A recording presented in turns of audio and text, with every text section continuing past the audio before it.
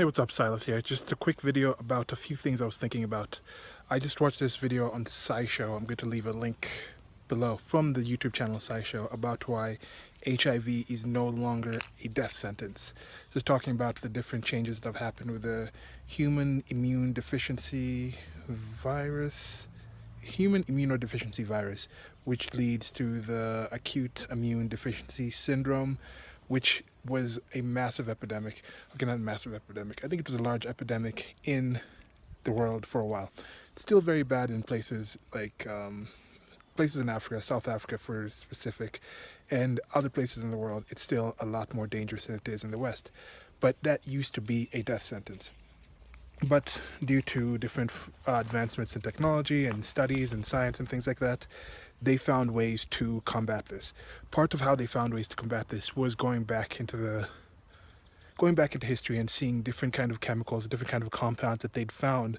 Some of them in specific were for cancer treatment, and then they found a way to repurpose these things to be used for AIDS, to combat HIV. And then they found a way of getting multiple different things in one, multiple different forms of information in one, to combat the HIV virus. Because one thing about the HIV virus, it's constantly replicating itself. And you treat it and then it replicates itself, and most of those replications are negative and it makes the virus die off. But a few of them are positive for the virus and it combats whatever you're using to do it. Then a lot of the things that were used to stop the virus by cutting down the actual replication of the virus also ended up cutting down the replication of positive, healthy human cells. So they had to find a way of putting a mix of different kind of suppressing, I mean, watch the video for the actual terms, but different kind of drugs that suppress the actual virus, and then they counteract what's happening, and it's a constant combat between the virus replicating itself and having one thing that's beneficial that breaks through whatever is combating it, and vice versa. So when I was thinking about this, just about the world in general, how information spreads, how we've had a point where now you have vehicles. How was it in the past when information actually used to spread from one place to another? It used to be you had to walk and talk to somebody in person, one-on-one. But now you have a situation where you have the information superhighway, you have the internet, and you can spread information in ways that haven't been seen before. Are we using that to its top means? No, not necessarily. How much old information do we have where we can go back and look at this old information and think about, okay, now we need to combine this old information in a different way, and we can use that to combat this new idea that's out there. It used to be you could only speak to people around you, you could only hear things around you directly. Then you got into, I think people got horses and beasts of burden like that, and people got other kinds of vehicles to move around, people got boats and ships, and you could travel all around the world and change things. And you see places like here right now, I'm in Kenya, and you have a situation where there's places in the remote parts of the country, in the very rural areas, where there's no vehicles, people aren't traveling around, but you still have situations where information itself, people do have phones and people have access to cell phones and access to internet, because over the cell phone bandwidth or whatever, the airlines, airwaves, you can get internet. So they have access to all sorts of information. So just thinking about ways to get that information to other people, I think, is a very important thing. One thing that goes off sometimes here, there's a mosque by here, so sometimes you'll hear the call for prayer. And one thing I was thinking about that call for prayer, that was a way they would actually get the message of Islam and things like that out. I'm imagining, like, what if you had a place where you could have this basic human rights type things, like stuff like in the Declaration of Independence, talking about how maybe if you had an equivalent of the call to prayer that they have from Islamic churches, from mosques, what if you had an equivalent of that with just secular or general not humanist, I'm trying to think of somebody, who would it be actually there, but somebody could kind of put together some kind of secular positive ideas about just dealing with humanity together.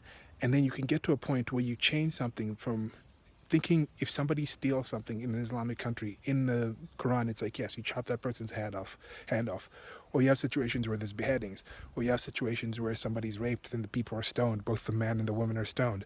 And you just have basic ways of saying, okay, maybe this isn't wrong, maybe there's this ways of doing this, maybe there's this, maybe there's that. And you could have a situation where you could have a call of prayer equivalent in a Muslim country or in locations where you have that ability to send messages to people in a wider way. I don't know. I'm trying to develop this idea in a way. What do you guys think about that? Because this whole thing of it's not a death sentence anyway. That's what I was kind of thinking about with this AIDS is no longer a death sentence thing. People are talking about how there's this law in California now, which is I consider it to be pretty horrible, that it's no longer considered it's just a misdemeanor if you give somebody the HIV virus, if you infect them with the HIV virus knowingly. Now there's probably a spectrum on that. If somebody is writing like, yes, I'm going out to give people AIDS, versus somebody who's like, look, I might know that I have it and I did tell this person. So there's going to be, it's still against the law, but that kind of situation, it's no longer a death sentence. Why isn't it no longer a death sentence in itself? It's also not a misdemeanor. It's also not, a felony, because it's also not a death sentence by you giving that person. Now, if I shoot someone in the head, you're killing that person immediately. If you cut their leg and you sever an artery, you're killing them automatically. Now, if you just give them tetanus or something, you're not necessarily killing them. So I think that's why it dropped down to a misdemeanor.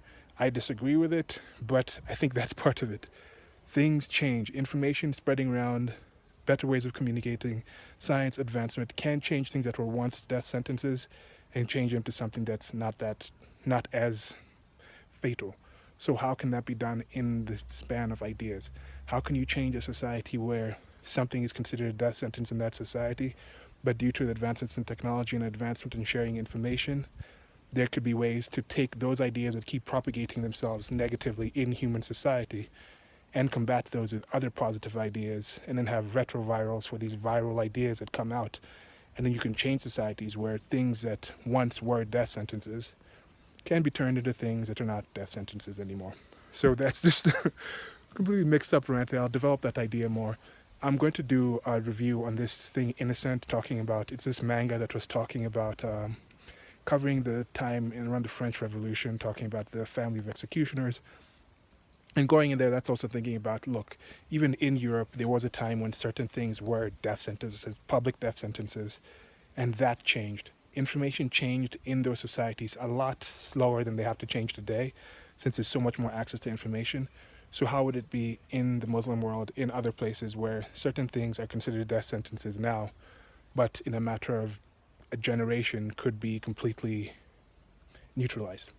But yeah, so like, share, and subscribe. Links below to the SciShow thing, and that review coming soon. Also links to the merchandise store. Like, share, and subscribe. Goodbye.